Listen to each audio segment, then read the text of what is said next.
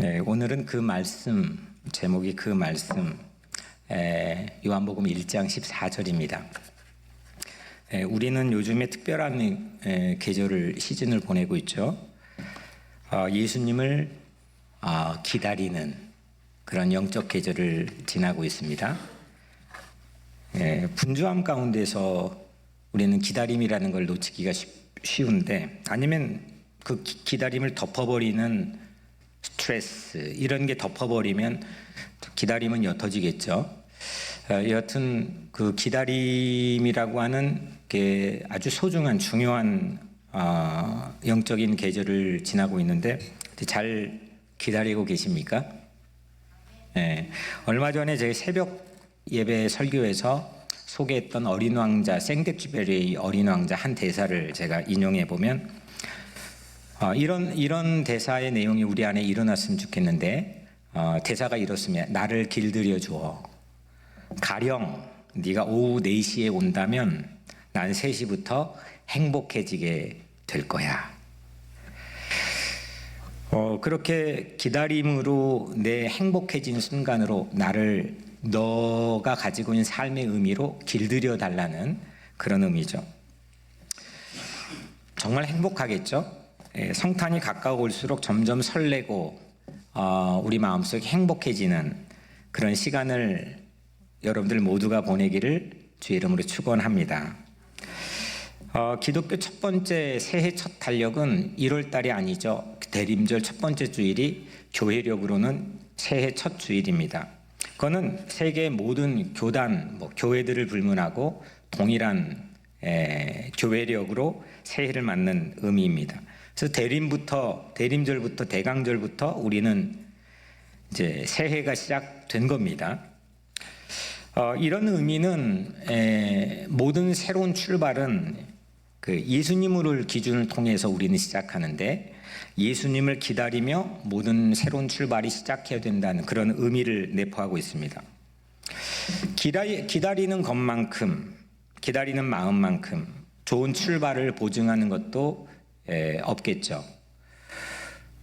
기다리면 좋은 출발이 시작되는 가능성이 많아질 거라고 생각합니다.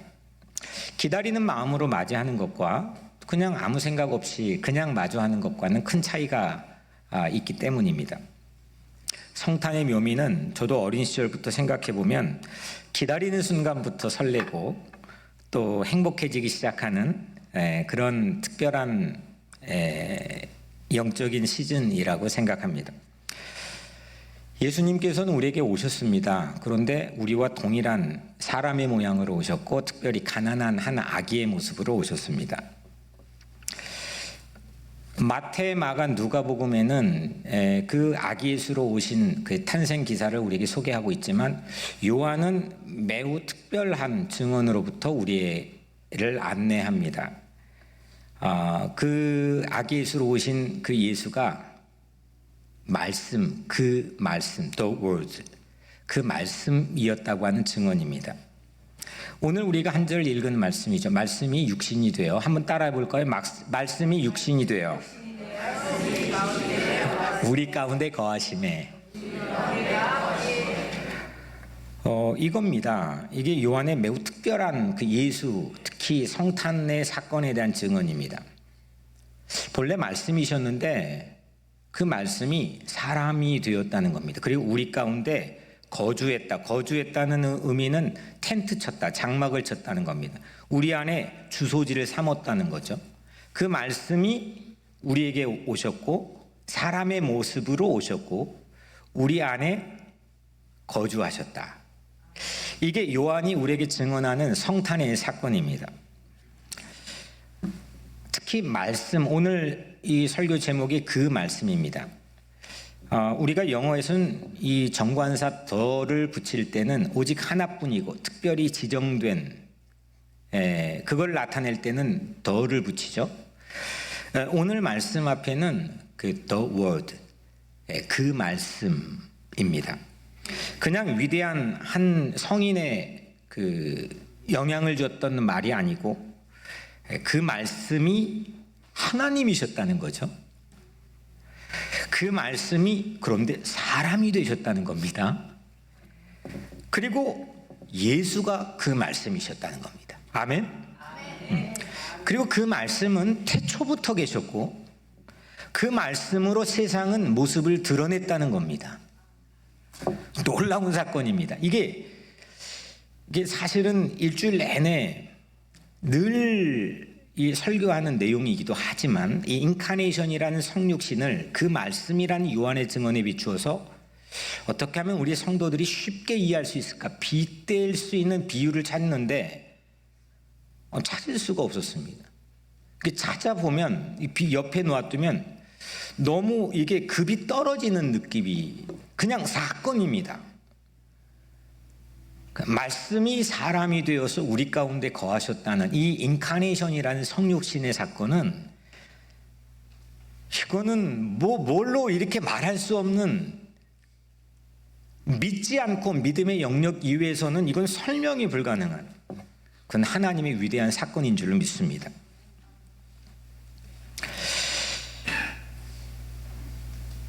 하나님이 말씀을 했는데 세상 만물이 창조되었죠. 1절 오늘 3절 읽진 않았지만 1, 2, 3절을 보면 태초에 말씀이 계시니라 이 말씀이 하나님과 함께 계셨으니 이 말씀은 곧 하나님이시니라. 그가 태초에 하나님과 함께 계셨고 만물이 그로 말미암아 지은 바 되었으니 그 다음 중요합니다. 지은 것이 하나도 그가 없이 된 것이 없느니라. 아멘. 그러니까 그 말씀이 없이 세상에 모습을 드러낸 의미를 갖는 게 출현한 게 없다. 그 말씀이 어떤 절대적 힘을 이 요한은 그러니까 우리에게 오신 아기 예수의 사건을 통해서 증언하고 있습니다. 그리고 그 뒤에 말씀을 보면 6절 7절 말씀 보면 그 말씀 안에는 무엇가 있느냐? 생명이 있습니다. 그 안에 그 말씀 안에 생명이 있는 거예요. 그리고 그 생명은 빛을 비추어서 어둠이 이기지를 못합니다. 이게 그 말씀이 가지고 있는 본질이고 오늘 증언을 통해 우리가 듣게 되는 그 말씀의 실체입니다. 세상 모든 만물을 있게 한 그 말씀의 웅장한 파워, 그 웅장한 힘이 예수님에게 있다는 거죠. 아멘. 네. 또 생명을 있게 하고 생명을 붙들고 메인테인하게 하고 죽은 것도 다시 살려낼 수 있는 그 생명의 웅장한 힘이 그 말씀이신 예수님 안에 있다는 겁니다.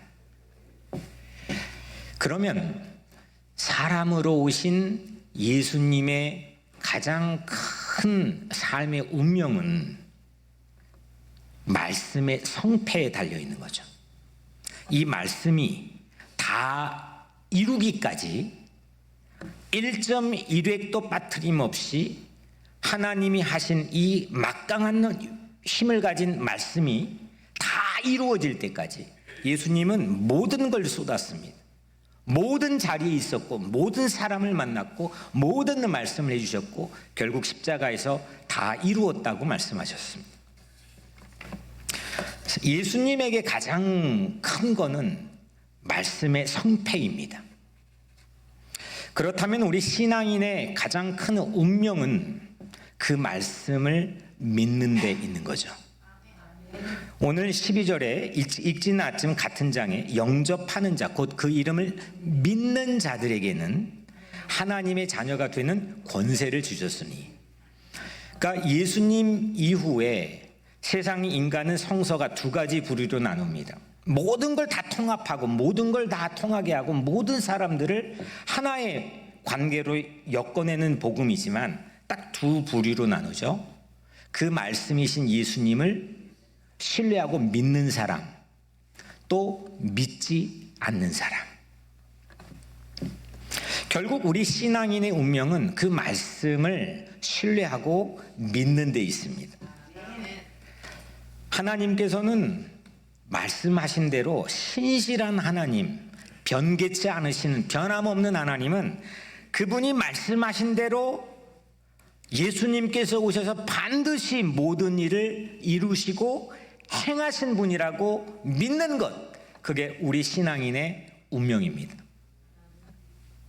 그래서 그 말씀이신 예수님을 정말 기다릴 수 있는 여러분들의 삶이 되기를 축복합니다. 내 마음에 탁 하고 꽂힐 그 말씀, 내가 영접할 수 있는 그 말씀이 들려지고 신뢰되고 믿을 수 있는 여러분들의 삶이 되기를 축복합니다. 세상 만물을 지으신 거기다 무슨 파워가 그 옆에 비견될 수 있겠습니까? 세상 만물을 출현하게 하고 모습을 드러나게 한 그 웅장한 힘, 그 말씀의 힘이 내 안에서 나를 하나님의 자녀로 새롭게 지어주실 것을 믿으시길 축원합니다. 이게 오늘 요한의 증언입니다. 과학소설가로는 전 시대를 통틀어 넘버원으로 꼽고 있는 테드 창이라고 하는 소설가가 있는데, 이 사람이 쓴 소설이 당신 인생의 이야기라는 책입니다. 이 책의 목차가 보면 맨 앞에 있는 목차가 바벨론의 탑 2해, 0으로 나누면 72글자, 지옥은 신의 부재. 그러니까 이게 상당히 성서적인 사건을 가지고 과학을 증명하고 무한한 상상력으로 과학 소설을 쓴 거의 천재적인 그 작가인데, 이 순서대로 진행이 됐는데 저는 이제 챕터 두 번째 이해라고 하는 챕터만 제가 읽어봤습니다. 내용은 이런 겁니다. 느닷없이 지구에 나타나는 외계 생명체로 세계가 발칵 뒤집힙니다. 갑자기 생판 못 보던 외계 생명체가 지구에 찾아왔는데 세계가 난리 납니다. 근데 어떤 현상이 이제 가장 큰 난관에 부딪히냐면, 이 외계 생명체하고 인간이 말이 통해야 되는데 말이 통할까요? 안 통할까요?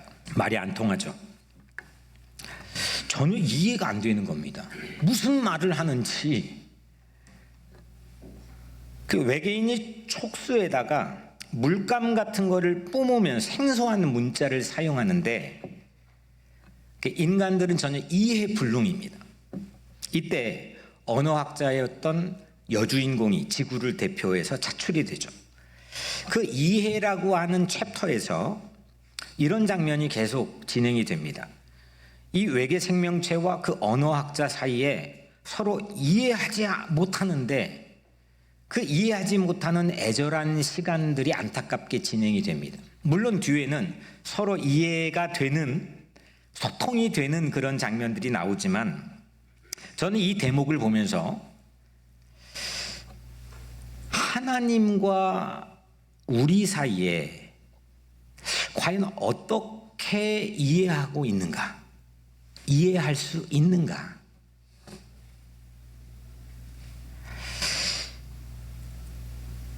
서로 이해가 안 되는데 이해하는 척하고 있지는 않은가? 아니면 우리가 영어 배울 때 그러잖아요. 어떨 때는 하나도 안 들리는 것 같은데 어떨 때는 괜찮은 것 같아. 내 컨디션도 좌우하겠지만 들리는 것만을 가지고 내가 이해했다고 판단할 수도 있는 거잖아요. 하나님과 우리 사이에도 내가 내 입장에서 알아들을 수 있는 내용만으로 하나님 전체를 내가 다 안다고 생각하는 건 아닌가?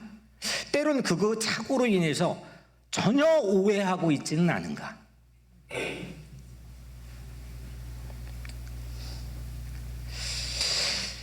그 소설의 대목에서 이제 그런 그 질문들이 오버랩이 되었습니다. 물론 하나님은 너무 감사하게도 다양한 인간의 언어로 이 성서를 번역해서 우리에게 주셨습니다. 하나님의 뜻을 담고 있는 놀라운 보고입니다. 언어 체계죠.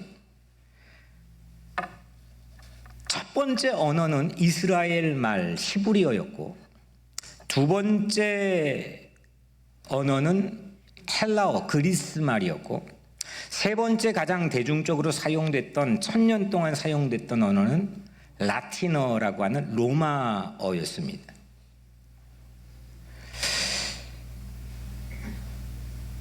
그런데 그 1000년 동안 사제들, 성직자들만 읽고 이해할 수 있는 라틴어로 성서를 성직자만 해석하고 일반 사람들은 읽지도 못하고 알아듣지도 못하는 겁니다.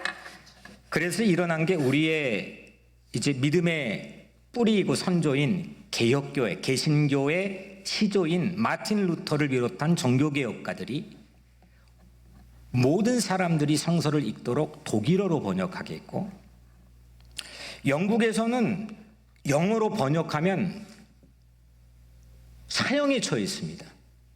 그런 혹독한 시련의 과정을 거쳐서 체코 프라하와 영국에서 영어로 번역해가지고 오늘 우리가 영어로도 읽게 되고, 우리 조선반도 땅에 처음 기독교가 전래돼서 요한복음의 쪽복음을 한국말로 번역했는데 순교를 당합니다. 이런 과정을 거쳐서 우린 다양한 언어로 하나님의 뜻을 가장 권위 있게 담고 있는 이 경전인 성경을 우리 손에 가지고 있습니다.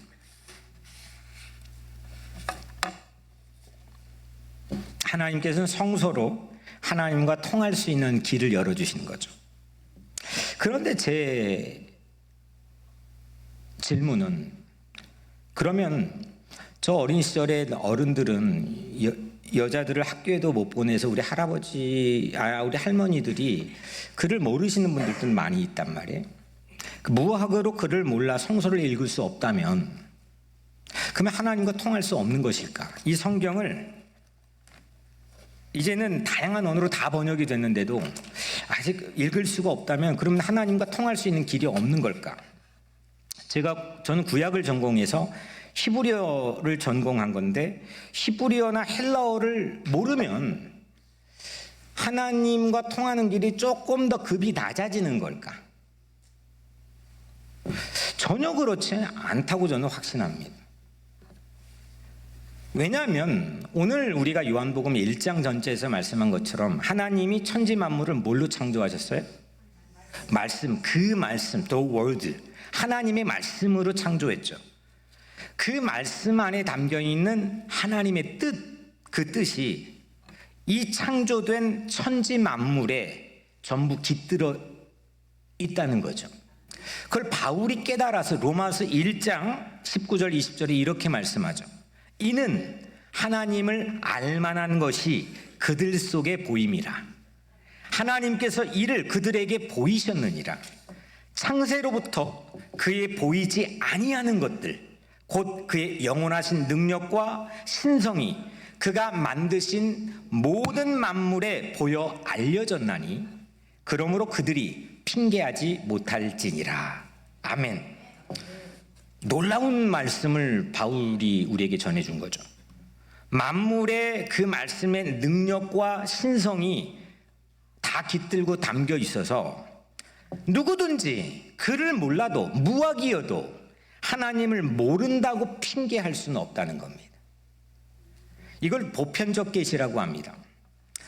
모든 사람들에게, 그 사람의 식자이건 무식자이건, 그 사람의 계층이 무엇이든, 그 사람이 어떤 인종이고 어떤 언어권에 속해 있건, 모든 사람들에게 하나님은 하나님이 자신을 알 수 있도록 그 말씀으로 천지 만물을 창조해 그 천지 만물을 바라보며 하나님을 깨닫고 알 수 있도록 하셨다는 거죠. 그 말씀의 파워입니다. 그 말씀이 오늘 여러분들의 마음에 찾아와 들려지고 그 말씀의 힘이 여러분들의 삶 안에서 역동적으로 다이나믹하게 다시 움직이기를 주의 이름으로 축원합니다. 세상을 창조하셔서 모두에게 하나님 만나고 하나님과 대화하고 하나님께 기도할 수 있는 길을 열어주신 그 말씀의 힘, 그 힘을 신뢰하고 믿는 사람들이 여러분들이 되기를 간절히 기원합니다. 이렇게 세상을 보며 천지 하나님 만드신 천지 만물을 보며 인간은 하나님을 알 수 있고 이해할 수 있고 통할 수 있는 이제 기회, 찬스를 얻게 된 거죠. 그런데 한 가지 예기치 않은 큰 사건, 장애물 우리 인류 앞에 다가옵니다. 그게 뭐냐면 천지 만물을 창조해서 거기엔 깃들어 있는 하나님의 놀라운 신성과 능력이 깃들어 우리는 알 수 있다 했는데 그 자연, 그 만물이 신이 되는, 좀 어려운 말로 범신론, 그러니까 자연이 신이 되는 겁니다. 우상 숭배에 빠지게 됩니다. 이집트의 제국은 태양이 신이었습니다. 그래서 바로 왕, 이집트의 제국의 왕은 태양신의 아들, 라라고 불리는 태양신의 아들이 바로 왕입니다. 막강한 권력을 가지고 피라미드를 만들고 대제국을 이루었습니다. 바벨론 제국도, 아시리아 제국도, 페르시아 제국도, 그리스 제국도, 로마 제국도 저마다 전부 다 이 범신론에 빠졌습니다. 뭔가 자신의 권력과 힘을 유지하기 위해 보여지는 자연을 비롯한 만물을 하나님으로 만들어버린 겁니다. 하나님을 대적할 죄를 짓게 된 거죠. 하나님의 통할 수 있는 길이 이제 막혀버린 겁니다. 그런데 하나님께서는 포기하실 수 없는 그 사랑으로 이제 우리에게 직접 찾아오십니다. 그것이 오늘 함께 나누었던 말씀이 사람이 되신 예수의 탄생 사건입니다. 그 말씀이신 하나님이 이젠 살과 피를 가진 사람으로 우리 인간에게 오셨다는 거죠. 그분을 우리는 예수님으로 믿고 고백합니다. 그래서 예수님은 하나님과 통하게 하는 유일한 중보자가 되어 주십니다. 이제 우리는 그래서 그 말씀이신 예수님을 영접하고 그래 하나님과 통하게 되고 그 예수를 믿으며 하나님의 자녀가 되는 권세를 누리게 되는 거죠. 말씀이신 예수를 통하여서 하나님의 자녀가 되는 놀라운 특권과 파워를 얻게 되는 겁니다. 그래서 예수님의 모든 삶이 바로 The Word, 그 말씀이신 겁니다. 그 말씀이 이 땅에 오셔서 태어나시고 살아가신 모든 말씀, 모든 예수의 삶, 생애 자체가 The Word, 그 말씀인 거죠. 낮고 낮은 이 땅에 태어나신 것도 낮은 모습으로 공생의 삶을, 공적 생애의 삶을 사신 것도 가장 비참하고 비루한 낮은 십자가를 짊어지고 죽으신 것도 다시 사신 것도 그 말씀의 사건인 거죠. 우리 교회 그 유럽의 미국 이제 맨하탄도 가보면 지금도 그렇지만 그 서구 구라파 교회들, 유럽 교회들 가면 교회의 가장 높은 곳에 위치한 게 뭔지 아십니까? 설교대입니다. 설교는 하나님의 말씀이 우리에게 그 말씀이 선포되는, 이건 적당하게 넌 이렇게 할게, 난 이렇게 양보할게, 타협이 아니고 협상이 아니고 선포, 프로클레임, 클레임은 클레임 건다는 거잖아요. 그러니까 여러분들의 클레임을 거는 선포된 말씀이 가장 높은 위치에 있습니다. 거기에 거의 대부분은 독수리가 날개침이 올라감 같이 성경을 놓는 그 설교단은 이 독수리로 돼 있죠. 이게 지금도 유지가 되고 있는 가장 큰 교회의 디자인, 교회당 디자인 전통입니다. 제가 부임할 때도 저희 교회도 상당히 이게 높았던 거 기억하시죠? 예, 이렇게 계셨던 분들. 이게 제가 올라가면 이게 너무 높았습니다. 키가 작은 저도 이렇게 높게 느껴질 만큼 상당히 높았습니다. 이게 미국 교회 예배당이었기 때문에 그런 전통을 따랐다고 추정합니다. 그런데 이제 우리는 이게 리노베이션을 하는 과정에 이 설교단을 거의 평면과 같은 레벨로 낮췄습니다. 이 의미는 바로 성육신의 영성을 살려서 이 강단을 우리 가장 낮고 낮은 이 땅에 우리를 구원하시기 오신 그 말씀이신 예수를 따르고 그 예수를 담고 그 예수와 함께 동행하는 의미로 이걸 확 낮췄습니다. 제가 좀 키가 작아서 이 보조단을 여기다가 이제 놓고 사용하긴 하지만 사람이 되신 그 말씀, 이걸 실제적으로 가장 우리 시각적으로 교회 안에서 보여지는 구조를 바꾼 거죠. 또 우리 교회 이 십자가의 독특함은 이 안에 빛으로 채워진 의미도 있지만 거의 제가 본 십자가는 전부 땅에서 띄워져 있습니다. 십자가에 매달리는 그런 의미를 구현한 거겠죠. 그런데 이 십자가를 바닥에 닿도록 디자인 부탁을 기획했습니다. 이것 또한 이 땅에 십자가를 짊어져 낮고 낮은 이 자리에 실제 그 말씀이 오신 사건을 우리가 담고 따르고 그분과 동행하고 우리 삶에 적용하고 그런 의미로 이 십자가도 바닥에 닿도록 디자인을 했습니다.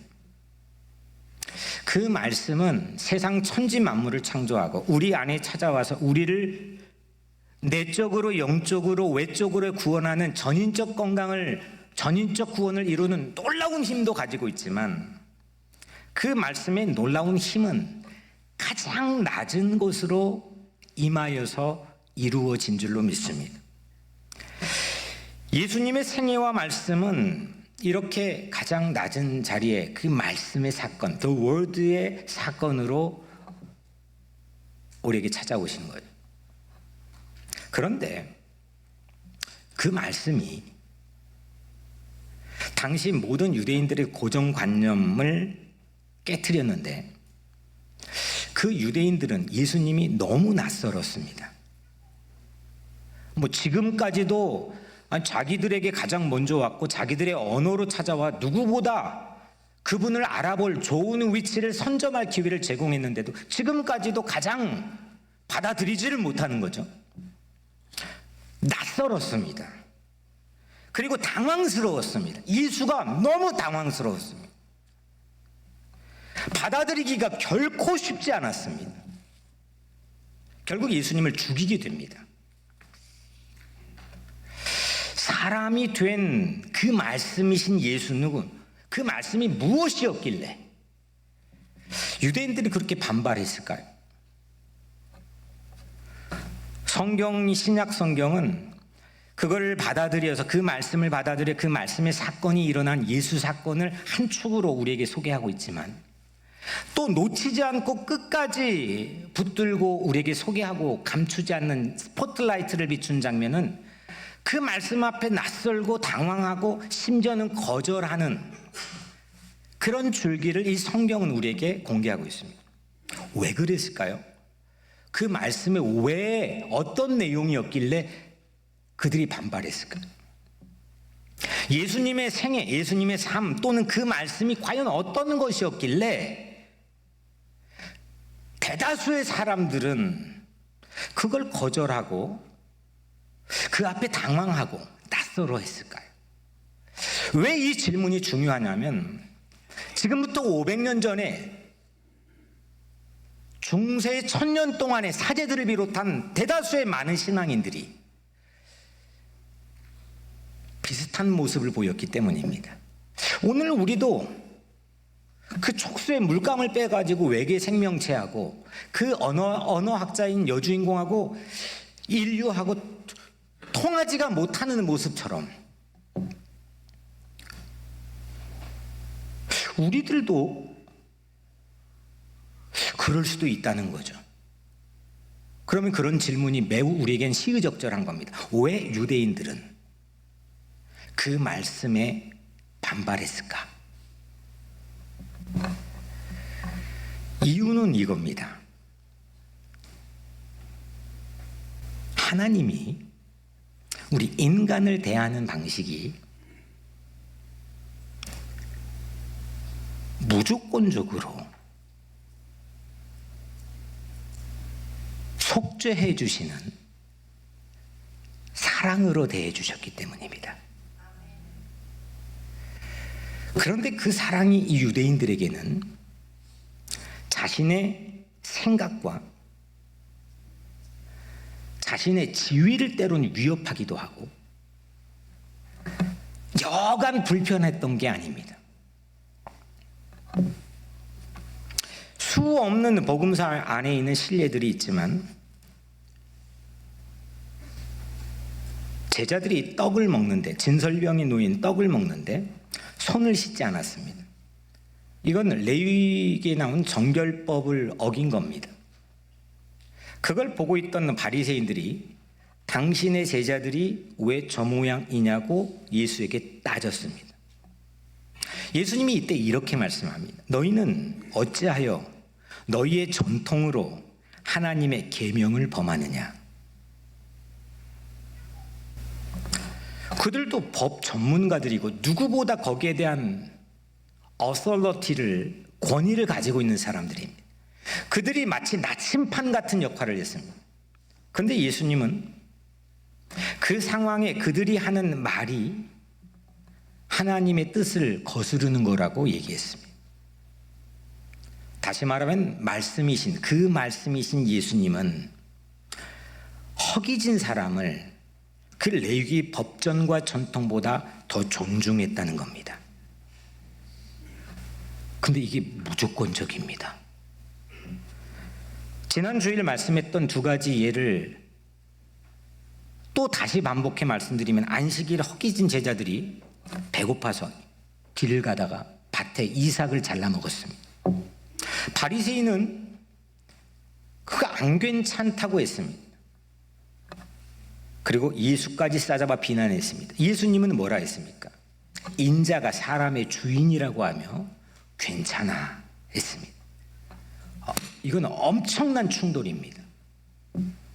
가늠하다 현장에 잡혀온 여인은 도덕으로나 윤리로나 레위의 법전으로나 군중들은 돌로 공개 처형을 합법적으로 할 정도로 이건 완전 안 괜찮은 거지만, 예수님은 심지어 그것조차도 괜찮다고 했습니다. 너 먼저 죄 질래 안 질래? 라고 묻지 않고 괜찮아 하고 넌 다시는 가서 죄를 짓지 말라 했습니다. 우리의 조건을 따져가지고 너에게 갈까? 너에게는 갈까? 따져 물어서 우리에게 오신 게 아니라 그냥 오신 겁니다. 그 말씀이. 이걸 우리는 은혜라고 부릅니다. 무조건적이고 이유를 알 수 없는, 상냥할 수 없는 하나님의 사랑입니다. 하나님이 조건 없이 봐주시니까 우리는 하나님의 자녀가 된 거죠. 바로 The Word, 그 말씀은 지난 주일 나눈 바대로 하자면 무조건적, 긍정적 존중입니다. 우리 각자 스스로가 세상에게도 때로는 버림받고 배신당하고 내 환경도 나를 버리고 내 각자의 자신도 나를 버려야 될 만큼 존중의 가치를 잃어버릴 때가 있지만, 그 인생까지도 그 말씀이신 예수님은 무조건 사랑하고 먼저 찾아오시고 받아들여 주십니다. 그 사랑이 나에게 먼저 찾아오고 그 사랑 앞에서 무너지고 회개하게 되는 거죠. 바로 그 말씀이 나에게도 찾아오게 되기를 주 이름으로 축원합니다. 그게 예수 믿는 겁니다. 그것이 나에게 일어나는 게 2023년 오늘 우리에게 주어진 성탄의 의미인 겁니다. 역사적 사건을 되뇌어서 그걸 성서의 경전에 가져다가 그거를 연극하고 그걸 찬양하고 그걸 하는 것도 물론 우리의 믿음의 근거를 똑바로 바라보는 것이기 때문에 중요한 거지만, 오늘 2023년 이 연말에 기다리고 맞이하게 될 성탄은 나에게 어떤 의미의 사건으로 일어나느냐 이겁니다. 그 말씀이 무조건적 사랑인 그 말씀이 내 안에 들려지고 채워지고 나를 바꾸고 나에게 새로운 힘을 불어넣고 그 사건이 우리에게도 일어나게 되기를 주의 이름으로 축원합니다. 예수님께서 그 말씀으로 The Word, 그 말씀으로 지난주 말씀한 걸로는 괜찮아 이렇게 하셨다면, 그 말씀이 나에게 받아들여지고 들려지고 신뢰되었다면 하나님의 무조건 사랑이 내 안에 있게 되는 거죠. 그런데 우리는 아까 바리새파 사람들처럼 좀 불편한 구석이 있습니다. 우리의 경험상으로는 이게 방종으로 흐를 가능성이 있습니다. 우리 자녀들을 키우면서 그래 괜찮아다가 확 올라오죠. 아니 내가 계속 내 입장에서는 아내를 봐줬는데 어느 순간에 확 안 괜찮아지잖아요. 이 괜찮아가 오히려 방종을 조장한 거 아닐까? 이런 불안이, 우리의 경험에 대한 축척이 인간의 부족한 연약한 모습이 이 복음을 밀어내버리는 경향이 있습니다. 그래서 괜찮아를 망설입니다. 근데 예수님이 괜찮아를 만약에 맛봤다면 어찌 우리가 쉽게 방종을 일삼을 수 있겠습니까? 십자가의 양옆에 두 강도가 매달렸습니다. 같이 죽었습니다. 근데 그 중에 하나는 막판에 낙원을 허락받았습니다. 그 말씀을 읽는 사람들이, 오늘 현대인들이 이거를 보고 핑계로 인생 뭐 아무렇게 조금 살다가 막판에 구원을 노릴 수도 있겠구나 생각한다면 오산이죠. 왜 오산이냐? 그 말씀을 이미 잘못 읽은 겁니다. 왜냐하면 한 강도조차, 그 강도조차, 몇 분 안 남은 강도조차 십자가의 마지막 순간 찰나에 예수님이 괜찮아, 너도 나랑 같이 낙원 가라고 경험한 것을 독자인 내가 믿는다면, 내가 그 괜찮아의 사랑을 그 믿는 순간부터가 십자가의 마지막 5분이 되는 거죠. 방종, 뭐 괜찮아 체념하면서 하는 그런 인간의 우울한 끼가 깃들어져 있는 괜찮아의 부정적인 요소, 이건 우리의 체험인 거지 하나님께서 무한한 무조건적인 사랑과 용서하심으로 우리를 그 십자가에서 용서하신 그 복음을 훼손할 수 없다는 겁니다. 그런데 우리는 우리 알량한 편협한 좁은 생각과 경험으로 복음을 재단하고, 그래서 하나님의 무조건적인 이 십자가의 놀라운 사랑을 반감시키거나 때로는 반발하거나 거절하거나 누리지 못하는 경우들이 있다는 거죠. 무조건적 긍정적 존중과 사랑을 담은 The Word, 그 말씀, 그 놀라운 그 말씀, 그 말씀이 오늘 내 안에 들려지게 되기를 주의 이름으로 간절히 축원합니다.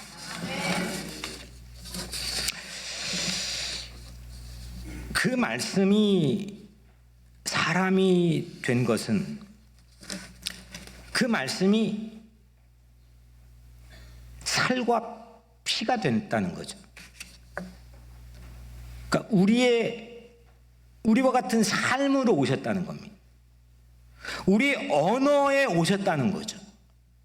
우리 일상에 오셨다는 겁니다.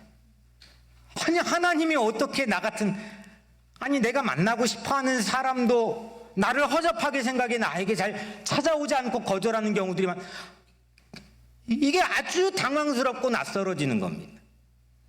근데 그 말씀이 사람이 됐다는 것은 살과 피를 입은 사람의 모양으로 우리 삶에 오신 거고, 우리 일상에 오신 거고, 우리 말에, 우리 언어에 찾아오시는 겁니다. 그리고 내 안에 역사하시는 겁니다. 십자가의 선연한 보혈로 예수님은 그 말씀을 내 안에 그 말씀을 써주시는 거죠. 너를 사랑해. 괜찮아. 용서할게. 회복할게. 구원할게. 그 말씀이 내 안에 모든 옛 것들을 다 죽이게 하고 예수와 더불어 새롭게 거듭 태어나게 하는 그런 놀라운 체험이, 사건이, 역사가 오늘 모든 신앙인들에게 일어나게 되기를 주의 이름으로 축원합니다. 여러분, 사랑하는 여러분, 그 말씀 The Word는 만물에 새겨져서 하나님을 알게 했습니다. 보편적 사랑입니다. 그 말씀은 예수님으로 낮고 낮은 자리인 우리의 죄인 자리까지 오셨고 그 무조건적인 십자가의 사랑으로 나를 구원하신 줄로 믿습니다. 그 말씀의 힘과 능력을 믿으시길 바랍니다. 그 말씀이 내 안에서도 나의 말에서도 내가 죽고 다시 그 말씀과 함께 더불어 태어나는 그런 진짜 성탄, 참다운 성탄이 나의 삶과 내 가정과 우리 교회 안에 이 사회 안에 일어나게 되기를 주의 이름으로 간절히 축원합니다. 그런 성탄을 믿음으로 설레며 기다리는 여러분들이 되기를 주의 이름으로 간절히 축원합니다. 기도하겠습니다. 하나님 고맙습니다. 감사합니다. 오늘 생명의 빛으로 그 말씀이 예수님이 우리에게 오심을 믿습니다. 믿고 신뢰하는 주의 영을 우리에게 허락해 주셔서 그 말씀의 놀라운 힘을 누리게 하시고 전하게 하시고 체험하게 하시고 선포하게 하시며 그 말씀의 힘으로 천지 만물이 창조된 것처럼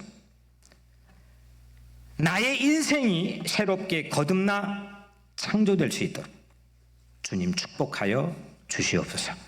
예수님의 이름으로 간절히 기도드리옵나이다.